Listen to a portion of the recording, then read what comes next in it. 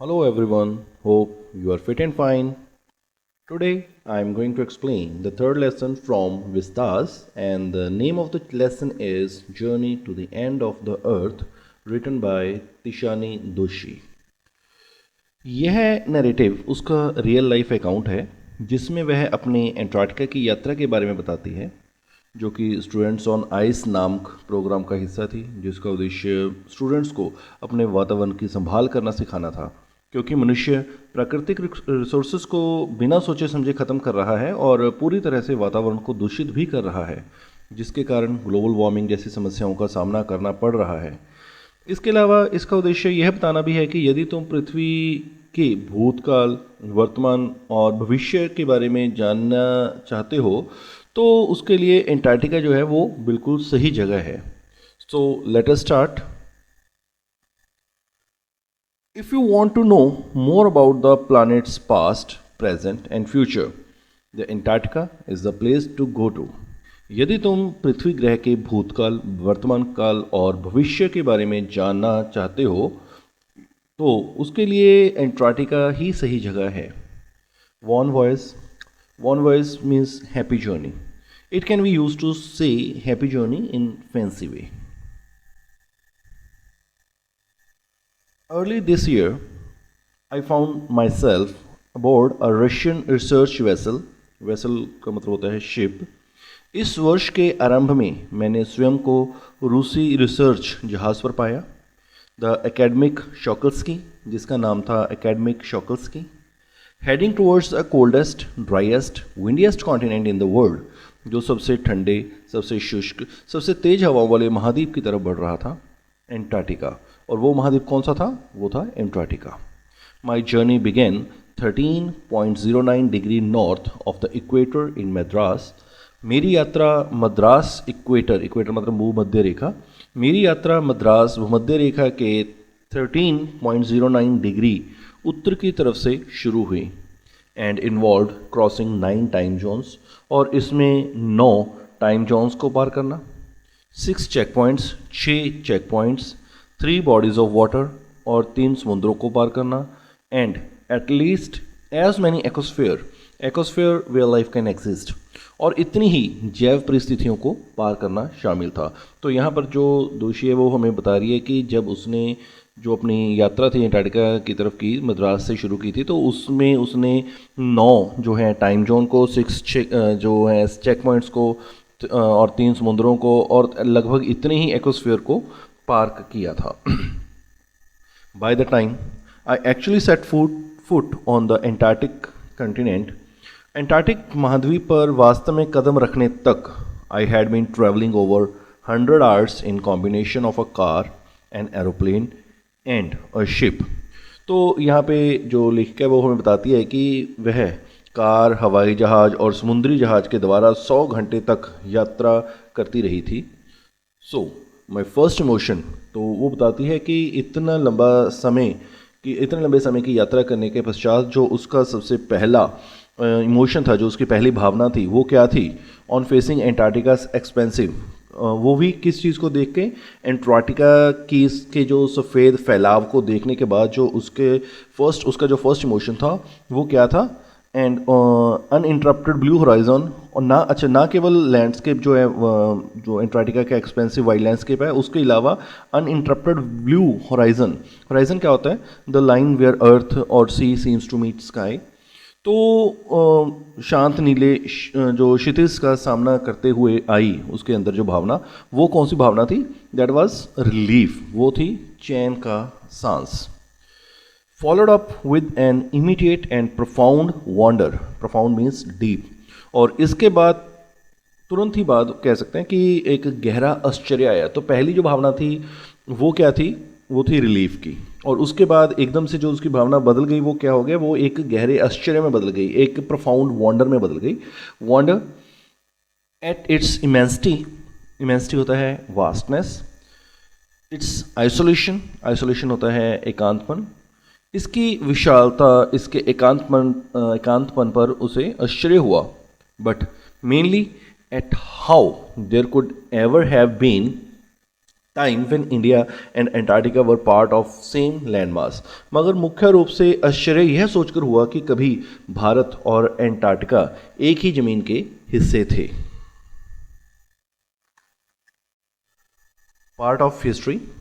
650 million years ago, 650 million वर्ष पहले, a joint amalgamated southern supercontinent Gondwana did indeed exist. Amalgamated means blended और mixed. तो यहाँ पे ये बताया गया है कि एक बहुत ही जो लंबे क्या था, एक जॉइंट अमलगामेटेड, एक विशाल जो साउथर्न सुपर कॉन्टिनेंट था गोंडवाना, वो वास्तव में अस्तित्व में था, सेंटर्ड रफली around the present day Antarctica, जो लगभग आज के एंटार्कटिका के पास केंद्रित था। Things were quite different then, उस समय चीज़ें बिल्कुल अलग थी। Human hadn't arrived on the global scene, और जो मनुष्य था वो अभी संसार में नहीं आया था। And the climate was much warmer, और जो मौसम था वो बहुत अधिक गर्म था। Hosting a huge variety of flora and fauna, जो एक बहुत बड़ी विभिन्नता वाले जीव और वनस्पति जगत को पाले हुए था। फ्लोरा एंड फौना, जो विभिन्नता वाले जीव और वनस्पति। तो for 500 million years Gondwana thrived होता है प्रॉस्पर्ड, फला फूला। तो यहाँ पे ये बताया गया है कि 500 मिलियन वर्ष तक जो गोंडवाना था वो फला फूला, but around the time when the dinosaurs were wiped out and the age of mammals got under way, परंतु लगभग उस समय जब डायनासोर लुप्त हुए और स्तनधारियों का युग आने वाला था, the landmass was forced to separate into countries. तो जमीन का वह टुकड़ा देशों के रूप में बंटने के लिए जो था वो क्या हो गया था, फोर्स्ड हो गया था, वो बाध्य हो गया था। Shaping the globe much as we know it today, और इस बात ने जो पृथ्वी को, ग्लोब को इस तरह ढाल दिया जैसा कि आज हम इसको देखते हैं। To visit Antarctica now is to be a part of that history. आज एंटार्कटिका की यात्रा करने का अभिप्राय है उस इतिहास का अंग बनना। To get a grasp of where we have come from and where we could possibly be heading. To get a grasp होता है टू सी, देखना। तो to get a grasp of where we have come from and where we could possibly be heading, उस स्थान को देखना जहाँ से हम आए हैं और शायद उसी ओर जा रहे हैं। It is to understand the significant of Cordilleran का, जो कार्डिलियन होता है ये होता है माउंटेन रेंज। तो it is to understand the significance of Cordilleran folds and Precambrian granite shields, ozone and carbon, evolution and extinction. तो यहाँ पर बताया गया कि जो कार्डिलियन सतहें हैं और प्री कैम्ब्रियन ग्रेनाइट की जो ढालें हैं, उसके अलावा ओजोन और कार्बन है, और इवोल्यूशन एंड एक्सटिंक्शन मीन्स विकास और विनाश के महत्व को समझना। When you think about all that can happen in a million year, जब आप उस सब के बारे में सोचते हैं जो 1 मिलियन वर्ष में हो सकता है, it can get pretty mind-boggling. It can get pretty mind-boggling. Boggling होता है puzzling. तो यह दिमाग को झकोरने वाला हो सकता है। Imagine, कल्पना कीजिए, इंडिया पुशिंग नॉर्थवर्ड, भारत उत्तर की तरफ धकेल रहा है। Jamming against Asia to buckle its crust, jamming block करना, बकल मीन्स बैंड, और क्रस्ट आपको पता है सरफेस ऑफ द अर्थ। तो एशिया के खिलाफ धकेलते हुए अपनी परतों को जाम करता हुआ, बांधता हुआ, एंड फॉर्म द हिमालयाज, और हिमालय बना देता है। South America drifting off to join North America, दक्षिणी अमेरिका दूर होता हुआ उत्तरी अमेरिका से जुड़ते हुए, opening up the Drake passage के रास्ते खोल रहा है। To create a cold circumpolar current, circumpolar going around the pole, जो कि पोल के अराउंड चलता है। To create a cold circumpolar current, और एक ठंडा सर्कमपोलर करंट बनाने के लिए। कीपिंग एंटार्कटिका फ्रिजिड डिसोलेट, तो फ्रिजिड होता है कोल्ड और डिसोलेट होता है डेजर्टेड, सुनसान। Keeping Antarctica frigid desolate and at the bottom of the world, Antarctica को निर्जन, उजाड़ और दुनिया के निचले हिस्से में रखता है। तो ये सारी जो है कंडीशन बताई गई है कि जो पहले किस प्रकार हमारा जो गोंडवाना था उसकी क्या कंडीशन थी और किस प्रकार से जो आज का जो ग्लोब है वो यहाँ पे बना होगा। For a sun worshipping South Indian like myself, मेरे जैसे सूर्य पूजक दक्षिण भारतीय के लिए 2 weeks in a place where 90% of the Earth's total ice volume are stored, उस स्थान में 2 सप्ताह रहना जहां पूरी धरती का 90% बर्फ का भंडार है, इज अ चिलिंग प्रोस्पेक्ट। ये एक चिलिंग प्रोस्पेक्ट है, ये एक कष्टदायक अवस्था है।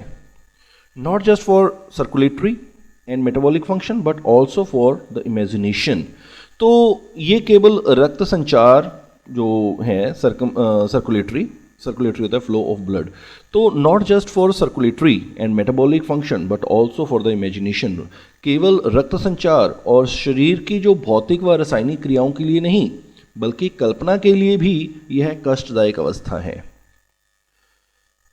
It's like walking into a giant ping pong ball, ping pong means table tennis ball. यह कुछ ऐसा है जैसे कि कोई एक विशाल पिंग पोंग गेंद के अंदर चला जाए, devoid of any human markers. Devoid of means lacking, तो जहाँ मानवता के कोई चिन्ह नहीं है, एक ऐसी जगह पे चले जाना है जहाँ पर मानवता का कोई भी निशान नहीं है। नो ट्रीज, बिलबोर्ड्स, बिल्डिंग्स, ना ही कोई पेड़, ना ही एडवर्टाइजमेंट बोर्ड्स और ना ही बिल्डिंग्स, ना ही इमारतें। यू लूज, यहाँ पे लूज का मतलब है forget. You lose all earthly sense of perspective and time here, यहाँ आकर आप पृथ्वी से संबंधित सारे ही दृष्टिकोण और समय को भूल जाते हैं। The visual scale range from the microscopic to mighty. अब यहाँ पे विजुअल स्केल की बात की गई है। विजुअल स्केल क्या है? दृष्टि की पहुँच। तो यहाँ पे उन्होंने कहा है कि जो the visual scale range from microscopic to mighty, की दृष्टि की जो पहुँच है वो माइक्रोस्कोपिक मतलब सूक्ष्मदर्शी से लेकर माइटी तक है। Midges and mites to blue whales, midges होते हैं mosquito and mites small insect like spider. तो उन्होंने कहा कि मच्छरों और दूसरे कीड़ों से लेकर ब्लू व्हेल तक, तो ये क्या है? ये दृष्टि की पहुंच है, माइक्रोस्कोपिक टू माइटी। अब यहाँ पर माइक्रोस्कोपिक ये जो मच्छर हैं बहुत छोटे होते हैं, तो और लेकिन ब्लू व्हेल जो है वो बहुत बड़ी है, तो यहाँ पे बहुत ज़्यादा इनमें अंतर है। तो इसीलिए इन्होंने कहा है कि यहाँ पर आकर आपको क्या दिखेगा? The visual scale range from the microscopic to mighty. तो इन्होंने पहली जो एग्जाम्पल दिया वो क्या दी है? Midges and mites to blue whale and iceberg. और सेकंड उसने बताया है कि iceberg as big as countries, और जो आइसबर्ग्स हैं, जो हिमखंड हैं, वो इतने बड़े बड़े हैं जितना कि कोई देश होता है। और इन्होंने बताया the largest recorded was the size of Belgium, और जो सबसे बड़ा जो आइसबर्ग है उसका जो साइज़ है वो बेल्जियम के बराबर देखा गया है। मतलब यहाँ दृष्टि की पहुँच जो है बहुत ही व्यापक है। Days go on and on and on in surreal. Surreal means dream-like. Days go on and on in surreal 24 hours austral summer light. Austral means southern, दक्षिणी। तो 24 घंटे ड्रीम लाइक दक्षिणी जो लाइट में दिन चलते ही जाते हैं कंटिन्यूसली। एंड यूबिक्विटस होता है सर्वव्यापक, हर जगह पे हो, जो हर जगह पे हो। एंड यूबिक्विटस साइलेंस, और यहाँ एक सर्वव्यापी सन्नाटा है। Interrupted only by the occasional avalanche और calving ice sheet consecrates the place. तो यहाँ पे जो उन्होंने सन्नाटे की बात की है वो कब टूटता है? Interrupted only. ये कब इंटरप्ट होता है, कब टूटता है? या तो जब कोई अचानक स्नो स्टॉर्म आता है, एवलांच आ जाता है, या कोई बर्फ़ की जो चट्टान है टूट जाती है और टूटकर इस स्थान को क्या करती है? पवित्र करती है, जो है कॉन्सक्रेट्स करती है, consecrates a place. It's an immersion, immersion होता है dipping. It's an immersion that will force you to place yourself in the context of the earth's geological history. तो यह वह विसर्जन है, ये वह डिपिंग है जो आपको मजबूर कर देगा कि आप स्वयं को, खुद को पृथ्वी के जियोलॉजिकल इतिहास के संदर्भ में देखें। And for humans the prognosis isn't good. Prognosis होता है पूर्वानुमान, और उन्होंने कहा है कि for human the prognosis isn't good, और इंसानों के लिए जो पूर्वानुमान वो अच्छे नहीं हैं। Human impact. Human civilizations have been around for a paltry 12,000 years। paltry मतलब बहुत ही कम। तो यहाँ पे इन्होंने आगे बताया है दोषी ने कि मानव सभ्यता यहाँ पर मात्र 12,000 वर्षों से है। तो barely a few seconds on a geological clock, जो कि जियोलॉजिकल क्लॉक पर यह बहुत, मतलब ये कह सकते हैं कुछ सेकंड्स ही हैं, फ्यू सेकंड्स हैं on geological clock. In that short amount of time we have managed to create quite a ruckus। तो ruckus होता है डिस्टर्बेंस। तो उस छोटे से समय में हमने काफ़ी हलचल मचाई है। Etching our dominance over nature with our villages, towns, cities, mega cities। तो और प्रकृति के ऊपर अपना अधिकार हमने गांव, कस्बों, नगरों और महानगरों के रूप में लिखा है। The rapid increase of human population has left us battling with other species for limited sources। मानव की तेजी से बढ़ती हुई जनसंख्या के कारण हमें जो अपने सीमित साधन हैं, जो हमारे लिमिटेड सोर्सेज हैं, उनके लिए दूसरी प्रजातियों से लड़ना पड़ा है। And unmitigated burning of fossil fuels has now created a blanket of carbon dioxide around the world। unmitigated मतलब लगातार, और खनिज तेलों के लगातार जलने के कारण पृथ्वी के चारों ओर कार्बन डाइऑक्साइड की एक चादर बन गई है, which is slowly but surely increasing the average global temperature, जो धीरे धीरे लेकिन निश्चित रूप से पक्के तौर से पृथ्वी की एवरेज ग्लोबल टेम्परेचर को बढ़ा रही है। Climate change is one of the most hotly concentrated environmental debates of our time. अब यहाँ पे क्लाइमेट चेंज मतलब जलवायु में परिवर्तन, जो जलवायु में परिवर्तन हमारे समय की सबसे अधिक गर्म पर्यावरणीय बहस का विषय है, एनवायरमेंटल डिबेट का विषय है। Will the West Antarctica ice sheet melt entirely. अब जो डिबेट है, अब उस डिबेट में कुछ प्रश्न भी पूछे गए हैं, डेफिनेटली प्रश्न है। कौन कौन से? सबसे पहले तो उन्होंने यही प्रश्न पूछा है कि will the West Antarctic ice sheet melt entirely, क्या जो पश्चिम एंटार्क्टिक की बर्फ की परत है वो पूरी तरह पिघल जाएगी? Will the Gulf Stream ocean current be disrupted, तो क्या ये डिस्टर्ब हो जाएगा, ब्रोकअप हो जाएगा, टूट जाएगा? क्या खाड़ी के जो समुद्र की धारा है वो बाधित हो जाएगी? Will it be the end of the world as we know it, क्या जैसे हम समझते हैं इस प्रकार संसार का अंत हो जाएगा? तो मे बी नॉट। तो हो सकता, इसके जो इन जो प्रश्नों के उत्तर हैं वो क्या है? मे बी हो भी सकता है, मे बी नॉट, और नहीं भी हो सकता। Either way, Antarctica is crucial element in this debate।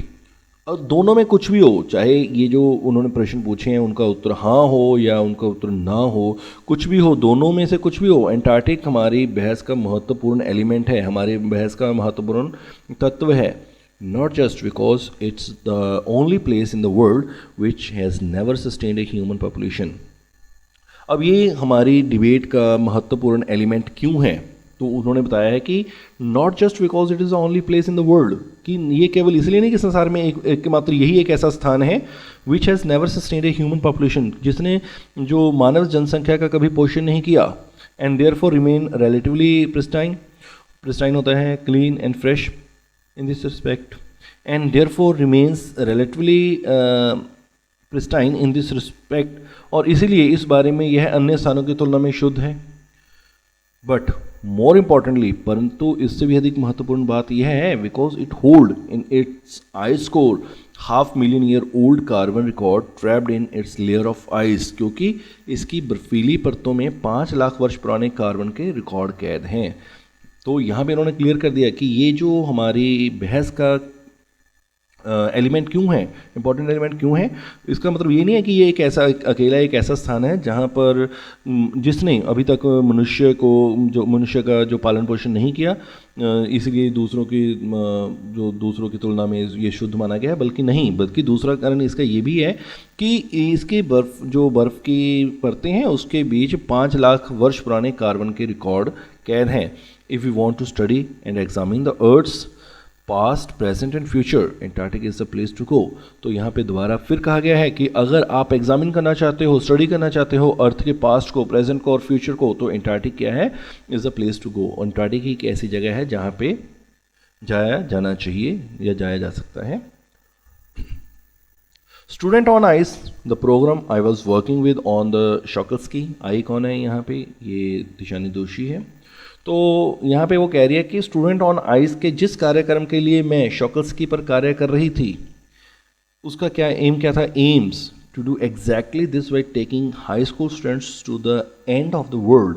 तो उसका जो उद्देश्य है वो क्या है, वो हाई स्कूल के विद्यार्थियों को दुनिया के छोर पर ले जाना है, and providing them with inspiring educational opportunity, और उन्हें प्रेरणाजनक, मतलब इंस्पायरिंग एजुकेशनल अपॉर्चुनिटी, प्रेरणाजनक एजुकेशनल अवसर प्रदान करना है, शैक्षणिक अवसर प्रदान करना था उसका जो उद्देश्य था, जो स्टूडेंट ऑन आइस प्रोग्राम जिस पर वो काम कर रही थी।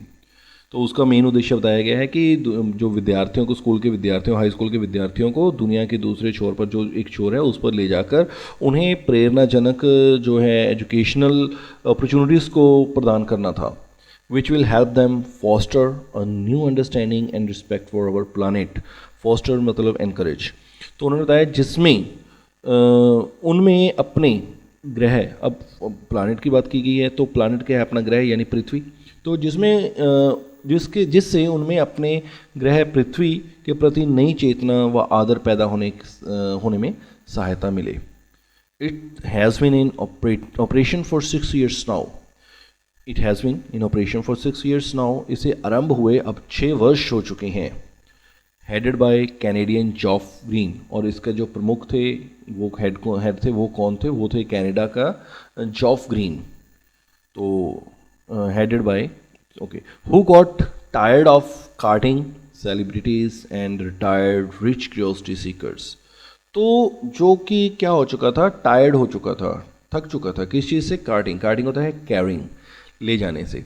तो जो कि प्रसिद्ध व रिटायर हो चुके जो रिच लोग हैं और इवन क्यूरियोसिटी सीकर हैं, जो जिज्ञासु हैं, उनको वहाँ ले जाते तंग आ गया था वो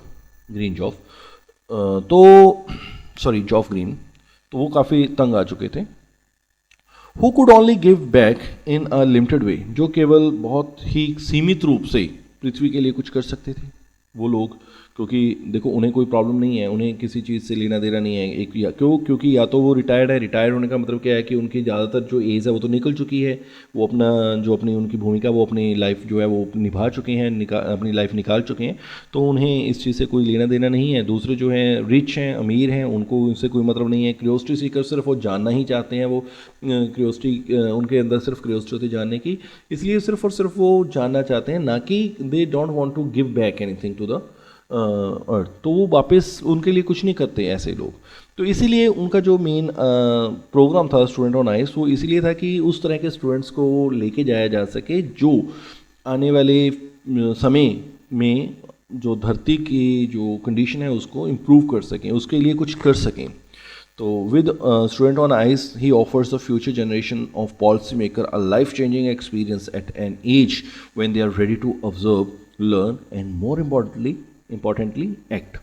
तो स्टूडेंट ऑन आइस के साथ वह जो फ्यूचर की जो पॉलिसी मेकर्स हैं, जो भविष्य की जो नीति निर्माण करने वाली पीढ़ी है, उसको ऐसी आयु में, एक ऐसी क्या एज में ले जाते हैं जिसमें वह ऑब्जर्व मतलब ग्रहण करना सीखना उनके लिए, उसके बाद ग्रहण करना या उसके बाद सीखना, अब्जॉर्ब, लर्न में सीखना, और मोस्ट इम्पॉर्टेंटली और इससे भी सबसे महत्वपूर्ण बात यह है कि वह उसके लिए कुछ करने के लिए तैयार होते हैं, जो कि जीवन परिवर्तन कर देने वाला अनुभव प्रदान करता है। The reason the program has been so successful is because it's impossible to go anywhere near the South Pole and not be affected by it। तो इस कार्यक्रम की जो सफलता का कारण है वो क्या है, वो दक्षिणी जो पोल है, जो साउथ पोल है, दक्षिणी ध्रुव है, उसके समीप कहीं भी जाना और उससे प्रभावित हुए बिना रहना यह असंभव है। It is easy to be blazed about polar ice caps melting while sitting in the comfort zone of our respective latitude और and longitude. तो ब्लेज क्या होता है? अनइम्प्रेस्ड. तो उन्होंने कहा कि अपने लैटिट्यूड और लॉन्गिट्यूड पर आराम से बैठकर आइस कैप्स मतलब हिम शिखर, तो आइस कैप्स के पिघलने के बारे में ब्लेज होना आसान है. ब्लेज यहाँ पे हम उदासीन कह सकते हैं. तो पिघलने के बारे में उदासीन होना जो है वो आसान है, इजी है. But when you can visibly see glacier retreating and ice shelves collapsing, लेकिन रिट्रीटिंग मतलब लेसन कम होना या विड्रॉ पीछे हटना कम होते हुए. तो but when you can visibly see glacier retreating and ice shelves collapsing, तो परंतु जब आप जो है विजिबली प्रत्यक्ष रूप से ग्लेशियर्स को घटते हुए और आइस शेल्फ्स को ढहते हुए देखते हो, you begin to realise that the threat of global warming is very real. तो आपको लगने लग जाता है कि जो ग्लोबल वार्मिंग का खतरा है वो कितना वास्तविक है, कितना रियल है. Antarctica, because of her simple ecosystem and lack of biodiversity जैविक विविधता. तो एंटार्क्टिका अपने इजी इकोसिस्टम के कारण और सबसे बड़ी बात क्योंकि वहाँ पर जो है बायोडाइवर्सिटी नहीं है, जैविक विविधता नहीं है, is the perfect place to study. तो इन दो कारणों से, क्योंकि पहला कारण क्या है कि उसका जो इजी इकोसिस्टम है और दूसरा बायोडाइवर्सिटी नहीं है, उसके कारण यह एक क्या है, एक आदर्श स्थान है जहाँ पर क्या किया जा सकता है, स्टडी की जा सकती है, जहाँ पर अध्ययन किया जा सकता है. How little changes in the environment can have big repercussions होता है परिणाम. तो कि वातावरण में थोड़े से परिवर्तन की कितनी बड़ी प्रतिक्रिया होती है. Take the microscopic phytoplankton. तो take the microscopic phytoplankton. Phytoplanktons क्या होते हैं? वो एक मतलब तैरते हुए जीव होते हैं, बहुत ही छोटे छोटे होते हैं. तो उन्होंने कहा कि आप फाइटोप्लैंक्टन का उदाहरण लीजिए. Those grasses of the sea that nourish and sustain the entire southern oceans food chain. वे समुद्री घास जो दक्षिणी महासागरों की समस्त भोजन श्रृंखलाएं हैं उनको कायम रखते हैं. These single-celled plants use the sun's energy to assimilate carbon and synthesize organic compounds in that wondrous and most important of process called photosynthesis. तो यहाँ पे सबसे पहले तो ये क्लियर कर दिया है कि जो फाइटोप्लैंक्टन्स हैं वो क्या है, वो सिंगल सेल्ड प्लांट्स हैं ये तैरते हुए, ठीक है नहीं, जो कि महासागरों में भोजन श्रृंखलाओं को कायम रखते हैं. इसके कारण ही जो भोजन श्रृंखला है, जो फूड चेन है, वो चलती रहती है. तो these single cell plants use the sun's energy to assimilate means observe. तो ये जो सिंगल सेल्ड पौधे हैं वो क्या करते हैं, वो सूरज की रोशनी जो एनर्जी है उसको एसिमिलेट करते हैं, ऑब्जर्व करते हैं.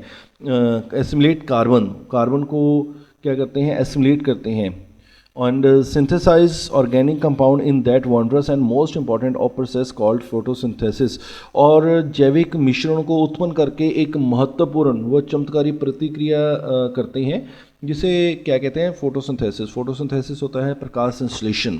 तो जो वो प्रतिक्रिया करते हैं, जो प्रक्रिया करते हैं, उस प्रोसेस जो है वो क्या है, वो है प्रकाश संश्लेषण.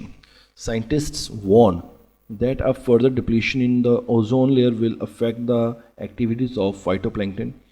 तो वैज्ञानिक चेतावनी दे रहे हैं कि ओजोन परत के और अधिक मतलब क्षति से, इफेक्ट से क्या होगा, जो फाइटोप्लैंक्टन्स की गतिविधियां हैं उन पर बुरा प्रभाव पड़ेगा. which in turn will affect the life of all the marine animals and birds of the region and the global carbon cycle. जिससे इस क्षेत्र के सभी समुद्री पक्षियों के जीवन और इवन विश्व के जो कार्बन चक्र को भी प्रभावित करेगा. उससे भी ये जो चीज़ें हैं वो काफ़ी ज़्यादा प्रभावित होंगी. समुद्री पक्षियों का जीवन और कार्बन चक्र ये काफ़ी ज़्यादा प्रभावित होगा. In the parable of the phytoplankton there is a great metaphor for existence. तो फाइटोप्लैंक्टन के जीवन के लिए एक महान दृष्टांत क्या है कि take care of the small things and the big things will fall into place. वो ये है कि छोटी छोटी चीज़ों का ध्यान रखें, बड़ी चीज़ें अपने आप ही ठीक हो जाएंगी. Walk on the ocean. My Antarctic experience was full of such epiphanies. तो epiphanies means memory of strong emotions. मेरा एंटार्क्टिक का अनुभव इस प्रकार के जो एक्सपीरियंसेस से भरा पड़ा है। But the best occurred just short of the Antarctic circle eight 65.55 degree south. परंतु उन्होंने कहा कि जो सबसे अधिक महत्वपूर्ण या सर्वोत्तम कह सकते हैं सर्वोत्तम अनुभव था वो क्या था, वह था एंटार्क्टिक सर्कल के बिल्कुल निकट, बिल्कुल नज़दीक 65.55 डिग्री दक्षिण में जो हुआ था वो अनुभव, वो सबसे उत्तम था, सबसे बढ़िया था, सबसे ऊपर था, वेस्ट था वो। क्यों, ऐसा क्यों था कि ये जो बताया गया एंटार्क्टिक सर्कल के बिल्कुल निकट 65.55 डिग्री दक्षिण में जो हुआ था वो सर्वोत्तम क्यों था? क्योंकि the Shokalskiy had manage to wedge होता है स्क्वीज इनटू नैरो स्पेस। तो the Shokalskiy had manage to wedge herself into a thick white stretch of ice between the peninsula and Tadpole Island. तो अब क्या हुआ, पेनिसुला और tadpole island के बीच एक सफ़ेद बर्फ़ की पट्टी में शॉकस्की फंसा हुआ था, which was preventing us from going any further, जिस कारण अब इसका आगे बढ़ना रुक चुका था। इसका ही नहीं, हमारा भी हमें भी इसने आगे बढ़ने से रोक दिया था, क्योंकि ये अब जो है वहाँ पे फंस चुका था, ये आगे नहीं जा रहा था। The captain decided we were going to turn around and head back north. Captain ने निश्चय किया कि जहाज़ को वापस मोड़ा जाए और उत्तर की ओर चला जाए। But before we did we were all instructed to climb down the gangplank and walk on the ocean. Gangplank means board. तो इससे पहले कि ऐसा होता तो हमें क्या कहा गया कि हम सभी ने तख्ते से उतरकर समुंदर के ऊपर चलना है। बट बिफोर वी डिड, पर हमारा ऐसा करने से पहले, we were all instructed to climb, हमसे यह कहा गया था कि climb down the gangplank and walk on the ocean. हमें क्या कहा गया था कि हम तख्ते से उतरकर समुद्र के ऊपर चले।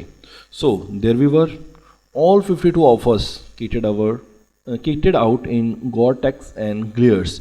इस प्रकार हम जो 52 लोग थे, 52 लोग थे, उन्होंने वाटरप्रूफ कपड़े और एंटी ग्लेयर चश्मे पहनकर walking on a stark whiteness that seem to spread out forever, उस स्टार्क वाइटनेस, उस शुद्ध सफ़ेदी के ऊपर चल रहे थे जो लग रहा था कि स्प्रेड आउट फॉर एवर, जो हमेशा सदा के लिए फैली लग रही थी। तो हम लोग 52 थे जो कहाँ पे चल रहे थे, उस बर्फ़ की परत के ऊपर चल रहे थे जो ऐसा लग रहा था कि हमेशा के लिए फैली हुई है। Underneath our feet was a metre thick ice pack, हमारे पैरों के नीचे 1 मीटर मोटी बर्फ़ जमी थी। And underneath that 180 metres of living breathing salt water, और उसके नीचे था 180 मीटर गहरा जीवित सांस लेता हुआ नमकीन पानी। इन द पेरिफेरी होता है outmost boundary. In the periphery crabeater seals were stretching and sunning themselves on ice floe. तो फ्लोज होता है शीट्स ऑफ आइस जो कि फ्लोट करती हैं सी के ऊपर, ओशन के ऊपर, समुद्र के ऊपर। तो बर्फ़ के टुकड़े जो कि मतलब तैर रहे होते हैं पानी के ऊपर, उन्हें बोला जाता है फ्लोज। तो in the periphery crabeater seals were stretching and sunning themselves on ice floes. तो किनारे पर जो है केकड़े खाने वाली सील धूप सेकती हुई बर्फ़ के टुकड़ों पर पड़ी थी। Much like stray dogs will do under the shade of a banyan tree, बहुत कुछ वैसे ही जैसे कि बरगद के नीचे, जो बरगद का पेड़ होता है उसके नीचे जो आवारा कुत्ते पड़े होते हैं, बिल्कुल वैसे ही जो है क्रैब ईटर सील्स जो थी वो पड़ी हुई थी। It was nothing short of a revelation. तो ये रिवलेशन क्या होता है? Disclosure of secret. तो यह किसी भेद के खुलने से कम नहीं था। एवरीथिंग डज इंडीड कनेक्ट, हर चीज़ वाकई एक दूसरे से जुड़ती लगी थी। 9 time zones, 6 check points, 3 bodies of water and many ecosphere. Later I was still wondering about the beauty of balance in play on our planet. तो सेम वही चीज़, 9 टाइम जोन्स, 6 चेक पॉइंट्स और उसके बाद 3 bodies of water, मतलब 3 समुंदर और इतने ही एकोस्फीयर के पश्चात भी जो दोषी थी वो कह रही है कि वो अपने ग्रह पृथ्वी के संतुलन की खूबसूरती पर हैरान थी। How would it be if Antarctica were to become the warm place that it once use to be. यहाँ पे प्रश्न पूछा गया कि अगर एंटार्क्टिका एक बार फिर से वैसा ही गर्म प्रदेश बन जाए जैसा वह कभी था, तब क्या होगा? Will we be around to see it? क्या हम इसे देखने के लिए जीवित बचेंगे? और would we have gone the way of the dinosaur, mammals and woolly rhinos, या फिर हम वैसे ही चले जाएंगे जैसे कि डायनासोर और बहुत बड़े बड़े मैमल्स जो थे, और इवन बड़े बड़े बालों वाले रेनो जो थे वो चले गए। Who's to say? कौन कह सकता है? But after spending 2 weeks with a bunch of teenagers who still have the idealism to save the world, पर उन टीनेजर्स के साथ 2 हफ्ते बिताने के बाद, जिनमें पृथ्वी को बचाने का जो आइडियलिज्म है, जो आदर्शवाद अभी भी है, all I can say is that a lot can happen in a million years. मैं सिर्फ और सिर्फ इतना कह सकती हूँ कि 10 वर्ष के समय में बहुत कुछ हो सकता है, but what a difference a day makes, परंतु एक दिन भी कैसा अंतर पैदा कर देता है।